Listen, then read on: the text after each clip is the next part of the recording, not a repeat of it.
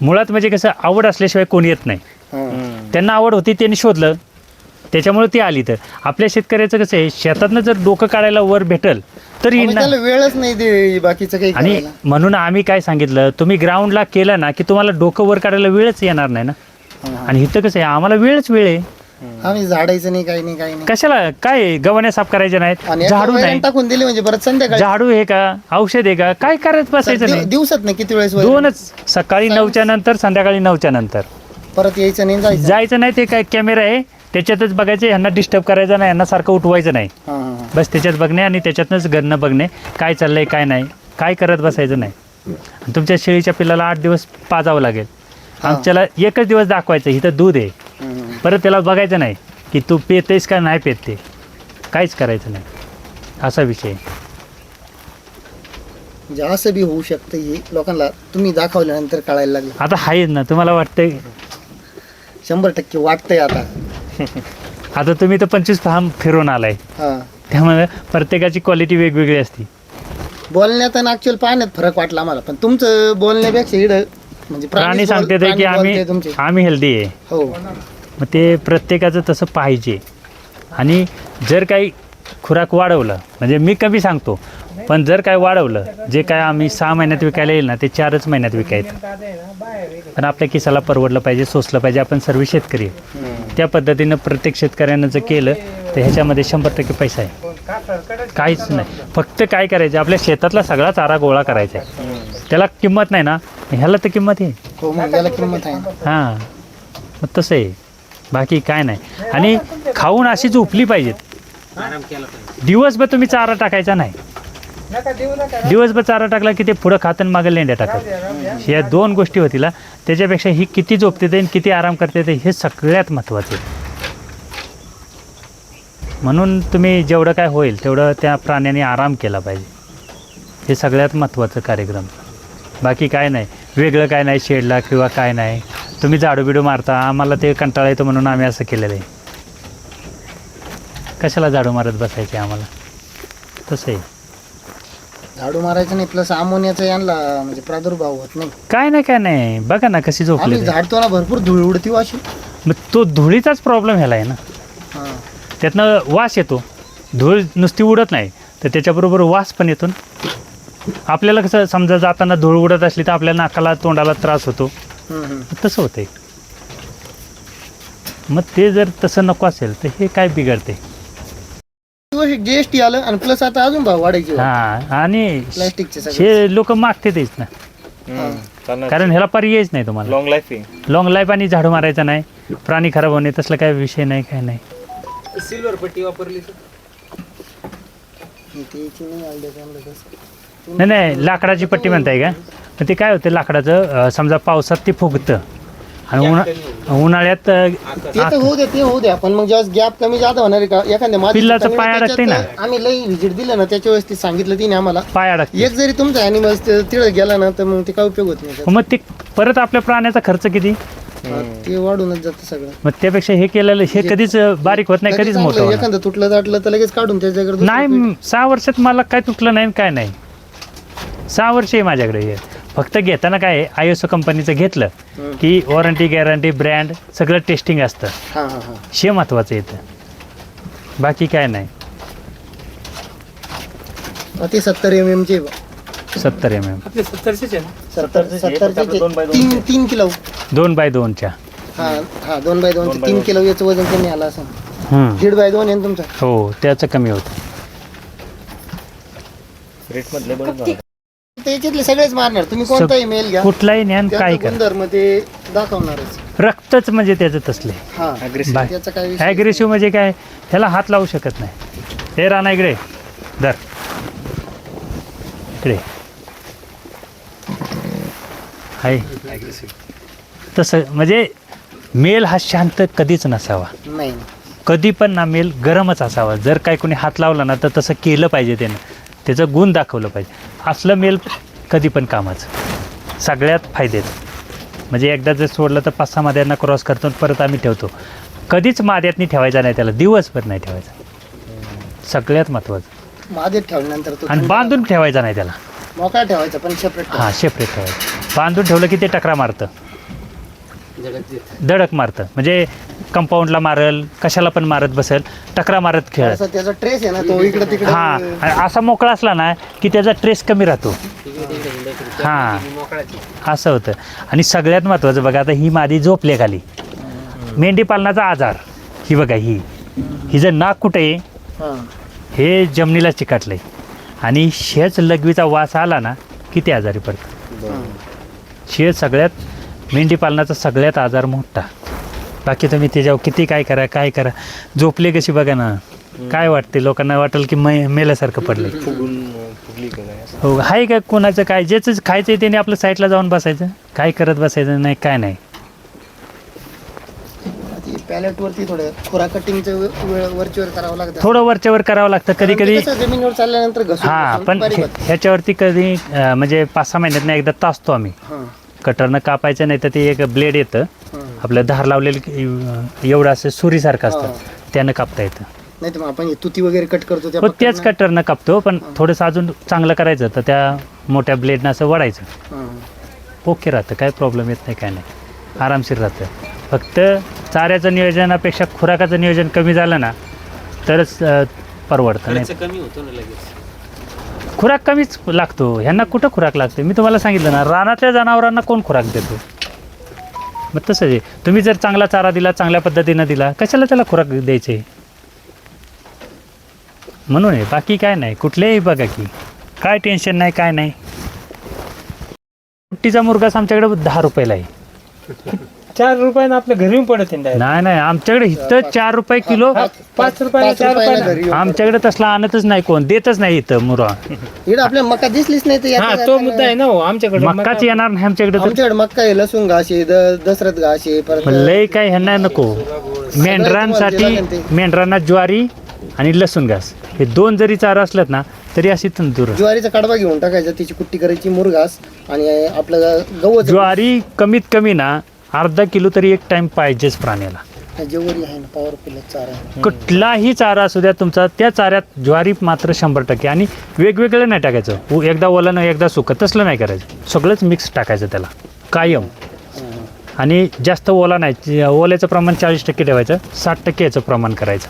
आणि जर मेथी घास घालणार असाल तुम्ही तर ह्याचं मेथी घासाला 30% आणायचं आणि 70% सुक्या चाऱ्याला न्यायचं. आता यांना मेथी घास वगैरे काही काय नाही, आमच्याकडे येतच नाही तर मेथी घास. मी ते प्रश्न काय विचारायचा होता, मेथी घास कटिंग करून टाकीचा का सगळं? नाही, मेथी घासाला आज कापायचा, हा, ठेवायचा घरी सुकवायचा. एक दिवसभर, हा. दुसऱ्या दिवशी कुट्टी करायची आणि त्याच्यामध्ये 70% सुका चारा, मिक्स करायचं. कुठल्याही प्रकारचं भूस टाका, कुठलंही तुमच्या बीटीचं भूस करा, तूर, हरभरा, दाणं काढलेले जी बीटी असतात ना हा. त्याचं भुसकाट करा, किंवा त्या मक्याच्या वरचं कवर असतं त्याचं भुसकाट करा, तुरीचं करा, हरभऱ्याचं करा, किंवा तुमच्या मक्या सोंगलेले असतात ना ज्याचं कंस काढलेलं आणि त्याचं राहिलेलं असतं त्याचं पावडर करा. म्हणजे आपलं जे शेतकऱ्याचं रॉ मटेरियल आहे त्याचा भुस करा सगळं आणि त्या मेथी घासामध्ये 70% ते करायचं आणि ते 30% मेथी घास करायचा. कारण मेथी घासामध्ये जास्त कंटेन आहे, चांगले. पण लय दिलं तर त्याचं पोट फुगतं. एवढंच करायचं, बाकी काय करायचं. कशाला आपल्याला आपल्या आजोबा पंजोबाने कधी शिक्षण घेतलं होतं का? नाही. तरी पण आपल्याला त्यांनी शिकवलं ना, त्यांना माहिती होतं शिक्षणाचा फायदा आहे. पण आपल्या लोकांचं काय झालं की मी ट्रेनिंग घेतलं म्हणजे मी सक्सेस होईन. पण आपल्या आजोबा किंवा आपले आजोबा किंवा आपले मेंढपाळ कुठलं शिक्षण आहे? वाटतंय का चारा आहे हो? आता याच्यात गुळाचं पाणी आणि मिठाचं पाणी, हो, मिनरल मिक्सर वगैरे काहीच काय गरज नाही ह्याला. ते म्हणजे मी डॉक्टर नाही ना, नाही तर मी सांगितलं असतं. आपल्या वडिलांनी किंवा आजोबांनी मिनरल मिक्सर बरं ऐका ना, आपण आता नाही मिनरल मिक्सरचं त्यांनी काढलेच ना. आपल्या जुन्या काळातल्या लोकांना कुठलं कॅल्शियम खायला मिळत होतं? नाही चटणी भाकर खाऊन जगलीत ना आपल्यापेक्षा जास्त वर्ष. आपण जगू शकतो तेवढं नाही. का? आपण सगळं सोन्याचाच घास खातोय, तेलाशिवाय चपाती खात नाही आपण. नाही, बरोबर आहे. पण त्यांना तेल मिळतच नव्हतं, बिगर तेलाचं होतं, बरोबर आहे. तरी 100 वर्ष जगलीत ना. हे कसं आहे, मी डॉक्टर आहे ना, तर मी काय सांगणार, कॅल्शियम घ्या, मिनरल लावा, त्याला व्हायटॅमिन लावा, त्याला अजून स्टार लावा, मल्टी स्टार लावा. का तर डॉक्टर लोकांचा व्यवसाय चालला पाहिजे ना. तुम्ही म्हणला पाहिजे डॉक्टर चांगले आहे. हा मुद्दा आहे, बरोबर. आणि एखाद्यानं सांगितलं "अरे, त्या गाईला काय नको, सुका चारा लाव." तुम्ही म्हणा येडे शेतकरी आहे ती ज्याला काय पण सांगते, सुक्या चाऱ्यानं काय गाय सुधारते का? तर डॉक्टर काय सांगतो, ओला चारा द्या. अरे पण ओला चारा देण्याचं प्रमाण असतं ना बाबा काहीतरी. मग तसं ह्यांचं प्रमाण आहे. जेवढा सुका चारा जनावराला आपण जास्त प्रमाणात देऊ. आता राजस्थानला चारा नसतो, काय करतात ती, सुकाचे तिकडे जवळ. तरी पण त्यांच्याच म्हशी क्वालिटी आहेत. आपण तिथनंच आणतो. पंजाबच्या त्या ह्या ज्या गायी आहेत याच्या वगैरे पंजाबच्या जास्त असतात, तिथनंच आणतो आपण. का? ते गव्हाचा भुस्सा ज्यादा घाली ते. आणि आम्ही सांगितलं शेतकऱ्याला गव्हाचा भुस्सा घाला तर म्हणतात आईला हे काय पण सांगते गव्हाचा भुस्सा खातेल का? खातेत आहे की खात्या. मग. त्याची निवड करायला त्यांना नाहीच ना हो काही. हा मग ते म्हणजे पूर्ण मिक्स झालं. हा. ते काय निवडणार आहे, काय खाणार आहे, काय मग ठेवणार आहे? हेच करायचे आपल्याला. निवडीचं आणि आवडीचं ठेवायचंच नाही त्यांच्यात. पूर्ण डायरेक्ट चारा आवडीचाच करायचं त्यांच्या. हा बस. आणि त्यांना कसं आहे, तुम्ही जे मका करता म्हणजे चाप कटरमध्ये त्याच्या स्लाइस निघतात, त्याला वरनं दाणं असतात. मग ही हुडकून काढणार दाणं. आणि मग ते शेरणं आता काय ह्याच्यात हुडकताच येणार नाही, काय दिसतच नाही. त्याच्यामुळे ती काय होते सरसकटच खाणं आहे. ती पूर्ण चाऱ्यालाच ती चव येऊन जाते. आणि त्याच्यामुळे त्याला काय वाटतंय की ते खुराक आहे. अशामुळे ते खातं. बाकी काय विषय नाही त्याचा, किंवा मेंढी पालन चांगलं नाही किंवा शेळी पालन चांगलं नाही असं काय नाही. सगळं चांगलं आहे. फक्त काय आहे, तुम्ही किती बारीक काम करता हे सगळ्यात महत्त्वाचं आहे. बाकी तुमचं काय नाही किंवा वेगळं काय नाही किंवा मी वेगळं करतोय अशातलं पण काय नाही. पण तुम्ही बारीक किती काम करताय त्याच्यावरती. खाली शेड असेल की तुमचं प्राणी कमी दिसणार क्वालिटीला, आणि जर असं वर कुणाचं शेड असेल टॉपमध्ये दिसणार. खुराक जर जास्त दिलं ह्याच्यापेक्षा क्वालिटी देणार. पण आपल्या खिशाला किती परवडेल हे पहिलं बघितलं पाहिजे त्यानं. कारण माझ्या खिशाला परवडलं पाहिजे तरच मी हे सांभाळणार ना. हो बरोबर आहे. घरचं खायला लॉस मध्ये जायला लागले कोण सांभाळणार? आणि म्हणजे माझ्यासारखंच कसं आहे, मी यूट्यूब बनवतो ना, मी हे जगलं नाही जगलं मला काय घेणं देणं नाही, मला तिकडनं पैसे येतात म्हणून मीच तुम्हाला खरं सांगू शकत नाही ना. मी मस्त सांगतो की 1 किलो खायला घाला, पण मला तिकडनं यूट्यूबचं पैसे येते म्हणून मी ह्यांना खायला घालीन. शेतकऱ्यांना कुठनं घालायचं? बरोबर आहे. शेतकऱ्याच्या शेतात सगळं सोनं आहे, पण तरी लोकांनी काय सांगितलं की माझ्याकडे चारा येतं ते चांगलं येतं तुम्ही नेऊन लावा. आजपर्यंत आपल्या आजोबा पंजोबा बाप जात्यांनी शेतातलंच खायला घातले, जनावरं आपल्यापेक्षा क्वालिटी सांभाळली, तरीसुद्धा आपल्याला कळलं नाही. आणि आपण काय केलं, दिसण्याकडे गेलो. पण त्याचं म्हणतात ना लोक, डोळ्यात आणि कानात 4 बोटाचं अंतर असतं. जुनी लोक म्हणायची तर ती जी गत आहे. आता हे तुम्ही प्रत्यक्ष बघितल्या म्हणून तुम्हाला वाटायला लागलं की बाबा असं काय असतं, म्हणून त्या तशा गोष्टी येतात. बाकी काय नाही.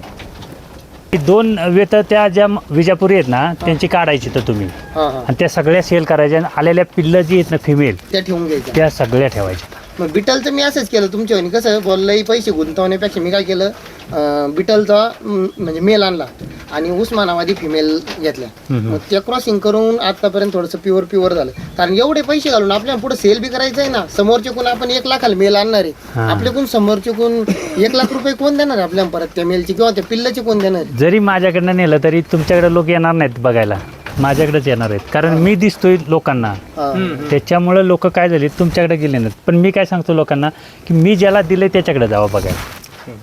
आता पारनेरचा शेड चालू आहे. हो झालं पूर्ण झालं. पण मी उद्या किंवा परवा जाणार आहे तिकडे पारनेरला. त्यांना मी त्या इथं मादी आहे बघा, ही खाली बसली, तिचा भाव दिला आहे पारनेरवाल्यांना. ते म्हणतात की हिच्यापेक्षा क्वालिटी कमी आहे त्याची. इथं होता तेव्हा तो चांगला होता आणि ही कमी होती. नाही, तुमच्याकडून जो प्राणी नेणार ना त्याची म्हणजे क्वालिटी उतारणारच मी सांगतो. खाली त्रासच होतो कारण ना. हे जे चारेच आहे हे पूर्ण बदलणार आहे ना. आपण ज्यावेळेस पंजाबची शेळी इकडे आणणार त्या चारेत आणि आपल्या चारेत फरक होणार आहे, या चारेत आणि आमच्या चारेत फरक होणार आहे. हा मग इकडे जे जेवढं पोटभर खाणार आहे का तेवढं आमच्या तेवढं नाही खाणार नाही. इकडे त्याला खायला सोपं आहे पोट भरायला. शेच तुम्ही चारा किती बारीक करताय ना, शेच तुमचं मेंढी पालन, बाकी काय नाही. किंवा शेळी पालन पण म्हणा, बाकी काय नाही तुम्हाला. असं म्हणजे वेगळं काय किंवा वेगळं खायला का घायल तसलं काय गरज नाही. तर आम्हाला काय म्हणजे तसला प्रश्नच येत नाही. फक्त प्रत्येकानं बारीक नियोजन. हाईटला कमी ठेवायची फक्त. नाही हाईट जरी असली ना तरी तुम्ही शेततळ्याचं कागद टाकाना खालनं असं दोन्हीकडं. हे कसा वर पत्रा आहे तसाच ह्याच्या खालनं दोन्हीकडे करा, म्हणजे लेंडी दोन्ही साईड ना खाली पडेल, बाहेर येईल. तुम्हाला भरायला बी सोपं. भरायचं नाही. डोक्याला अँगल वगैरे समजा हाईट कमी असली. हो की म्हणूनच सांगतोय ना, असं शेततळ्याचा कागद जर टाकला खालनं दोन्ही साईडला बाहेर येणार ना सर्व. आपलं आहे त्याला मॉडिफाय करायचं नाही, वेगळं काही वाढवायचं म्हणजे जास्त खर्च करीत नाही बस खोलायचं नाही, काय नाही. आता जुन्या लोकांनी जे काही केलंय ना त्याला तसंच ठेवायचं, पण त्याला त्याप्रमाणे करा, म्हणजे लेंड्या सगळ्या बाहेर निघतील. जमिनीपासून 2 फूट वर घ्या, लय नका काय. आम्ही कसं करतानाच सुरुवातीला ते विचारानंच केलं होतं ना, म्हणून ते आपल्याला माहीत झालं होतं. बाकी काय वरच पाहिजे हे मात्र. बरेचसे फार्म हिंडल्यानंतर तुम्हाला अंदाज आला असं? मी पहिल्यांदा महाराष्ट्रात फिरलो, महाराष्ट्रात पैसे देऊन फिरलो, म्हणजे कुणाकडे गेलं की पैसे द्यायचं, ठीक आहे म्हणलं घ्या. आणि कर्नाटकमध्ये फुकटमध्ये फिरलो, कुठेही जा ते स्वतः न्यायचं, सांगायचं सगळं काय. कर्नाटकमध्ये लाल मेंढीची जाते ती क्वालिटी, ती म्हणजे वजन वाढील आपलं, वजनाला पण चांगली, पिल्लं पण 2 देते. शे जर नर लावला ना तर ह्याच्यापेक्षा पिल्लं ती चांगली येते, आणि दुधाला पण ती चांगली राहते. फक्त दूध म्हणजे मेंढीला दूध कमीच असतं मुळातच, फक्त भिजवलेलं धान्य. मी जसं सांगितलं ना, पाला येऊन द्यायचा ना हायड्रोपोनिकचा, मुळं वाढलीत ना किंवा कोंब आलं त्याला कीच घालायचं. वेळच्या अगोदर 15 दिवसापासून चालू करायचं, आणि वेल्यानंतर 1 महिनाभर ठेवा. तिचं दूध कमी पडलं तर मला विचारा. आम्ही काय करतो, पेंड आणतो, गोळी पेंड आणतो. अरे पण ती तिला लागते का? हा बरोबर का, किंवा त्याच्यात समोरची व्यक्ती काय घालून बनवतोय ते काय कुणाला माहिती आहे. त्याच्यापेक्षा हे आपल्या डोळ्यासमोर बनलंय ना, भिजवून घातलं आणि त्याला ठेवलं, संपला विषय. तिचं पोट फुगणार नाही, काय होणार नाही, काहीच होत नाही. पण दुधाला मात्र 100% मी सांगतो. म्हणजे शेतकऱ्याचं असं आहे, धान्य आपण पिकवायचं आणि खाद्य कंपनीकडून घ्यायचं. आपण सगळं मटेरियल शेतकऱ्याकडे राहतं. आपण म्हणजे काय दूध केलं, दूध माझं सगळं सोन्याचं आहे शेतकऱ्याचं, पण आम्ही काय केलं, तुम्हाला दिलं. तुमच्याकडे कचरा आहे ना, तो आम्ही म्हणजे आणला. दूध आम्ही द्यायचं आणि लस्सी त्यांच्याकडून जास्त पैशात विकत घ्यायची. हां, मग तसंच आहे. लस्सी घेणार, ताक घेणार, दही घेणार, हा जास्त पैशात ते दूध विकत घ्या. परत घ्यायचं म्हटलं तरी आमच्यापेक्षा भाव. आणि क्वालिटी त्याच्यात लो असणार. मग तेच हे सगळं. मग त्याच्यापेक्षा आपलं घरचं जेवढं तुमचं चाऱ्याचं नियोजन, आणि जर काय तुमच्याकडे ज्वारीचा कडबा नाहीच आहे, लसूण घास सुका करा. लसूण घास तर आमच्या सगळीकडे, माझ्याकडे 2 एकर लसूण घास आहे. मग काय तुम्ही नुसत्या लसूण घालायचे. तुतीचे काही आहे आणि दशरथ घास काही आहे. लसूण आणि घालायला, ते मार्वेल गवत आहे ना ते, अच्छा ते मार्वेल कांडी गवत. कांडी गवत. लसूण घास जर सुका केला, म्हणजे ॲझोला कसा घालतात लोक, हां त्या टाईपमध्ये मेथी घास सुका करून घाला. खुराकच एक प्रकारचं आहे ते. पण आम्ही काय केलं, आमच्याकडे आहे ना, पण आम्हाला त्याच्याकडे नेपेरच चांगलं दिसतंय ना, जाहिरात बाजीकडे जास्त लक्ष आहे. म्हणूनच फसलो ना आम्ही. आणि मग तेच झालं. त्याच्यामुळं प्रत्येक शेतकऱ्यानं एकदा कुठल्याही शेड फिरल्याशिवाय माहिती येत नाही. हो, मग आता आम्ही एवढं फिरल्यानंतर तर आम्हाला कळलं नेमकं काय आहे बुवा असं. हां, म्हणजे आणि जेवढं तुम्ही बारीक नजर ठेवाल ह्याच्यात, तेवढं उत्पन्न चांगलं. आता आमचं असं आहे, जेवढं म्हणजे समजा लोक बोलते बुवा आमचं असं आहे तसं आहे, तो बोलायलापेक्षा प्राणी बोलली पाहिजे. तुमचे प्राणी बोलत्या, हां, हे महत्वाचं आहे. प्राण्यांनीच सांगितलं पाहिजे की आम्ही कशी आहो. हा, मी सांगण्यात काय अर्थ नाही किंवा माझं काय मी घेणं असं देणं. करतो, मी तसं करतो, त्याला उपयोग नाही. तुमचे आता ही बघा, ही उभी राहिली, वर्षानं लावली की अशी राहते. ही जी तांबडी मादी आहे ना, वर्षानं लावली की 3 पिल्लं पहिल्यापासूनच देते आता ती. आणि ही 6 महिन्यात लागली की हिचं स्ट्रक्चर बघा केवढं राहिलं. आणि ती जी बसले ती 8 महिन्यात लागली आहे. त्याचं स्ट्रक्चर चांगलं आहे बरं का. नाही 1 वर्षानं लावली ना की ते तसं बनते. 1 वर्षानं लावलेलेच योग्य आहे. हां, भविष्यात पिल्लं बी मोठी पडतात. पिल्लं मादी मोठी मोठी असली म्हणजे पिल्लं आपापच मोठी हा, पडतात. म्हणूनच म्हणजे आम्हाला कळायला लेट गेलं, म्हणून तर ह्याला बांधून ठेवलं नाही, नाही आता इकडे. मला कळलं कसं, मी शेळ्यांना 5 वर्ष दिलेले, हां, मग ज्या लवकर पाठी लागलेल्या आहे मी मेंढी पालन करायच्या अगोदर 10 वर्ष फिरत होतो. का? हा, हा. कारण माझी बॉयलर पोल्ट्री होती. एक बॅच काढली आणि मला कळलं की मला 2 महिने सांभाळून किलोला 4 रुपये मिळतात, आणि मानव नुसती सुरी फिरवतो त्याला 50 रुपये मिळतात. मग बंद केलं आणि 10 वर्ष नुसतंच फिरत होतो येड्यावानीच. ह्यानं सांगितलं, यूट्यूबला बघितलं ना ह्याचा शेड, जा तिथं, त्याच्याकडे माहिती घ्यायची, पैसे द्यायचं, सगळं काय करायचं, माहिती घ्यायची नाही याचं. 10 वर्ष फिरलो आणि त्याच्यानंतर मेंढी पालन केलं. माझं पण सर्वात जास्त पहिल्यांदा शेळ्यांनी कस होता, पण मला कळलं की शेळी पालन करायचं तर चारा कन्सेप्ट लई मोठी लागते, आपल्याला होणार नाही. मग ह्या मेंढरातनी आणि हे मेंढीपालन राजस्थानमध्ये मला कळलं की अशा मेंढ्यांना 2-2, 3-3 पिल्लं होतात. आविशान जातीची. तीच बघितली तिथं एक्झिबिशनला, हा, हा. आणि त्यांनीच मला ते फलटणचं सर्व काय माहिती दिली की नारी सुवर्ण संस्था आहे आणि तिथं मिळतं हे तिकडे सगळं. मिळतं, मग तुम्ही इडून न्यायपेक्षा तिडून घ्या असं. त्याला सांगितलं तूच फोन कर. आपण आविशान बॉडी स्ट्रक्चर नाही सेम काय नाही, मेंढी कुठलीही लावा, हा. मेंढी सेम आहे, फक्त तिचं शेपूट लांब आहे. आणि आमच्याकडे धार्मिक कार्यात ते चालत नाही. नाही, आपल्याकडे म्हणजे महाराष्ट्रात लांब शेपटीचं नाही चालत. हां, मग तेवढा एक मायनस पॉईंट आहे तिला. आणि कट करायचं म्हणलं तर माणसं घेत नाही. ते डॉर्परचं बी कटच करावं लागतं ना. सेम म्हणून मग मी हे आपलं गावरान प्युअर क्रॉस नाही काय नाही, कुणी न्या कटिंग मार्केट प्रमाणे न्या. आम्ही काय ते ब्रीड म्हणून कुणाला देणे नाही काय नाही, तसलं काहीच केलं नाही पहिल्यापासून. म्हणून मेंढी पालन करा, शेळी पालन करा, काही करा, पण असं तुम्हाला कन्सेप्ट पाहिजे, त्याच्याशिवाय पर्याय नाही. आता दोघांचं झालेलंच आहे, आपलंच बाकी. अच्छा. यांचं प्लॅटफॉर्म झालेलं आहे खालचा. हां खाली तो टाकले आम्ही. आता बघा ना, काय वाटते का प्राण्यांचं आहे का काय, कशाला खुराक लय घालू मी. आणि खुराकाची गरजच वाटत नाही यांना, तर घालायचं काय. मी 1 किलो सांगतो, पण 1 किलोपेक्षा जे काही पडत असेल कमी जास्ती होत असेल, पण आम्ही सांगतो 1 किलो घालतो 26 प्राण्याला. आता जर 3 पिल्लातली मादी जर तशी होत असेल, ही जी मान बाहेर काढली, मग काय त्यांना करायचं आहे आता. चौथा म्हणजे 28 फेब्रुवारीला 4 महिने झालेत, 5व्या महिन्यात येते. शेतकरी फक्त म्हणजे करतोय मिनरल मिक्सचर घाल, कॅल्शियम घाल, हे घाल, धान्य घाल, पण अक्षरशः त्याला पण परवडतं का कसं नाही? घालायचं हे महत्त्वाचं आहे ना. तुम्ही 1 किलो खुराक घालण्यापेक्षा ना 1/2 किलो भिजवलेलं कडधान्य घाला. 1 किलो घालूच नका. 1/2 किलो मका घ्या, गहू घ्या, सोयाबीन घ्या, तुमच्या घरी आहे ते.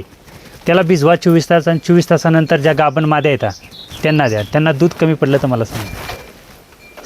तुम्ही खुराक आणण्यापेक्षा, म्हणजे आपल्या घरी आहे सगळ्यांकडे गहू असतो, मका असते, सगळ्यांकडे असतं, सोयाबीन असतं, मग तेच घाला ना यांना. हा विषय. बाकी काय झालं की लोकांचं, आम्ही काय केलं, पशु जाहिराती दिसते की आम्हाला टी व्हीला, म्हणून आमचं तिकडे गेलं. पण माझ्याकडे त्याच्यापेक्षा सोनं हे कुणा सांगितलंच नाही. आता जे काय पशुखाद्य बनवतात त्यांच्या काय शेती आहे का? नाही, त्यांची काही शेती. मग ती कशानं पशुखाद्य बनवतात? तुमच्याकडनंच नेतात तवा ना. मग तसं जर आपण आपलंच बनवलं. आता आम्ही काय केलं की आपल्या शेतात काय पिकतं, गहू पिकतो, ज्वारीचा कडबा, मग हे ह्याला खायला घालू. त्याला किंमत नाही ना, मग ते ह्याला खायला घालू. हे 300-350 जातं. आमच्याकडे 450 रुपये किलो आहे, पण 300 तर जाईल. म्हणजे आमच्या शेतातला जो काही काडी कचरा होता 300 रुपयानं किलो झाला. आणि आम्ही काय केलं की हे बघितलंच नाही, त्याच्याकडे चांगलं दिसतंय ना, ते आणून लावायचं चालू. म्हणून आमचं बिघड, बाकी काहीच नाही. सगळं काय चांगलं आहे, सगळं काय ओके, फक्त आम्हाला कसं करायचं हेच माहीत नव्हतं. हे मार्गदर्शन करायला कोणीच नाही बुवा. नाही. आमचा माल घ्या, मार्गदर्शन करणारी सगळी येतं की, पण त्यांचं काय झालं की बारीक अभ्यास करायला त्यांना पण टाईम नाही. माझ्याकडनं जाते ना, मी 1 किलो खुराक घालतोय, मी ह्याच्यापेक्षा टॉप करतोय ना, आणि येते ना कोण पण. का तर कुठनंही जरी दिसलं तरी माणूस कुठं जाते, माझ्याकडे येते ना. मग मी काय ह्यांना 1 किलो खुराक घालू नये. आता ह्यो जर मेल माझ्याकडे 50,000ला मागत असेल, तर त्याला 10,000-20,000 रुपये खर्च करायला काय मला त्रास आहे? काहीच त्रास नाही. पण आपल्या शेतकऱ्याला जमणार आहे का ते? नाही. मग शेतकऱ्यानं काय विचार केला, बाबा कटिंगचं काय मार्केट चाललं आहे, मग त्याप्रमाणे केलं. जर तशी पिल्लं होत असतील 4-4 महिन्यात, काय बिघडते? मग तिथं सगळं आहे. बाकी तुम्ही काही करा, कसंही करा, काय प्रॉब्लेम नाही.